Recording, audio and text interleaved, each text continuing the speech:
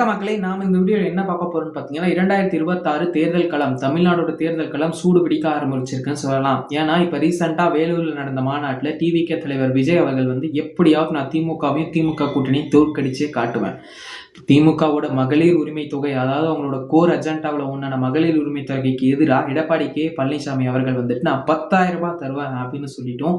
என்னதான் இப்படி எதிர்கட்சிகள் அடிச்சு நொறுக்கிட்டு இருந்தாலும் திமுகவை, அதோட கூட்டணி கட்சியான காங்கிரஸும் எனக்கு 39 சீட் வேணுங்க, பிளஸ் ஒரு ராஜ்யசபா வேணும், மேலும் ஆட்சியிலும் அதிகாரத்திலும் பங்கு வேணும், அமைச்சரவையிலும் பங்கு வேணும் அப்படின்னு சொல்லிட்டு திமுகவை மும்முனைகள்ல இருந்தும் தாக்கிட்டு வராங்க.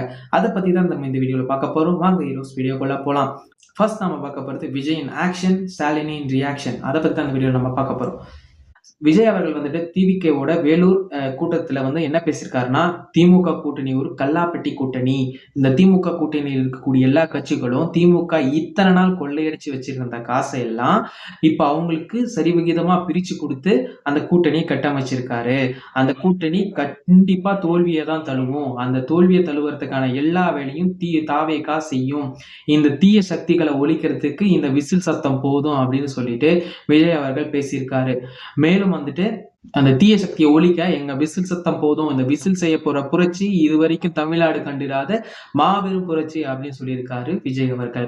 மேலும் இரண்டாவதா பார்க்க போறது என்னன்னு கேட்டீங்கன்னா, எடப்பாடி கே பழனிசாமி அறிவிச்சிருக்கக்கூடிய புதிய தேர்தல் அறிக்கைகள்.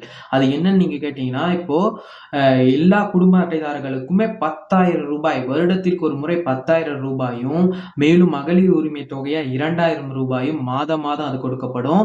அதே சமயத்துல வேலை வாய்ப்பு துறையில பதிவு செய்யப்பட்டுட்டு இதுவரைக்கும் வேலை கிடைக்காம இருக்கக்கூடிய இளைஞர்களுக்கும் பெண்களுக்கும் மாதம் 2,000 ரூபாய் ஊக்கத்தொகை வழங்கப்படும் அப்படின்னு சொல்லியிருக்காரு. இதெல்லாம் கேட்டுட்டு ஸ்டாலினின் அரசு பயத்திலையும், அதிமுகவின் அரசு இந்த 10,000 ரூபாயும் இந்த 2,000 ரூபாயும் நம்மளை கை தூக்கி விட்டுரும், எப்படியாவது காப்பாத்தி விட்டுரும், நாம தான் அடுத்த ஆட்சி அப்படின்னு சொல்லிட்டு அதிமுக ஒரு பக்கமும் திமுக ஒரு பக்கம் நடுக்கமோடு இருக்காங்க.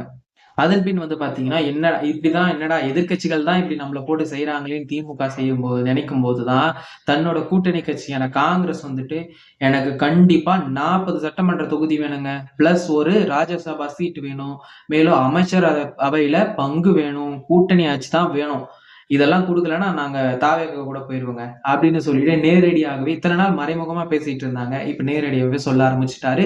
கிரீஷ் ஷோடங்கர் அவர்கள் செய்தியாளர்களை சந்திச்சு, அதாவது ஒரு அச்சு ஊடகத்துல அவர் கொடுத்த பேட்டியில, நாங்க எந்த கட்சி தான் ஆட்சி அதிகாரத்தை வேணான்னு சொல்லும், இந்த காங்கிரஸ் ஒன்றும் என்ஜிஓ கிடையாது, அது ஒரு அரசியல் கட்சி, அரசியல் அதிகாரத்துக்கு வர்றதுக்கு எல்லா கட்சியும் தான் விரும்பும் அப்படின்னு சொல்லியிருக்காரு கிரீஷ் ஷோடங்கர். அதே சமயத்துல இங்க திமுக கூட பேச்சுவார்த்தை நடந்துகிட்டு தான் இருக்கு. இந்த பேச்சுவார்த்தை நடைபெற்று இருக்கும் போது இது முடிவுக்கு வரலன்னா அவங்க விஜய் கூட போற வாய்ப்பு நிறைய இருக்கு அப்படின்ற மாதிரி பேசிட்டு வராங்க.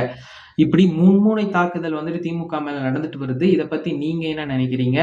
இப்படி விஜய் அவர்கள் ஒரு பக்கம் திமுகவை தாக்குறதும், மேலும் அதிமுகவின் 10,000 ரூபாய் மற்றும் அந்த வேலையில்லா பட்டதற்கான 2,000 ரூபாய் காங்கிரஸோட நெருக்கடி தாக்குதல் அப்படின்னு சொல்லிட்டு மும்முனை தாக்குதலையும் திமுக தாங்குமா? இந்த தேர்தலில் வெற்றி பெறுமா? மேலும் திமுக காங்கிரஸ் கூட்டணி தொடருமா, இல்ல காங்கிரஸ் திமுக கூட்டணி முறிவடைஞ்சு தாவேகாவோட சேருமா அப்படின்றத மறக்காம கமெண்ட் பாக்ஸ் சொல்லிட்டு போங்க. மேலும் ஒரு முக்கியமான விஷயம், நம்ம ஹீரோ தமிழ் சேனலை சப்ஸ்கிரைப் பண்ணி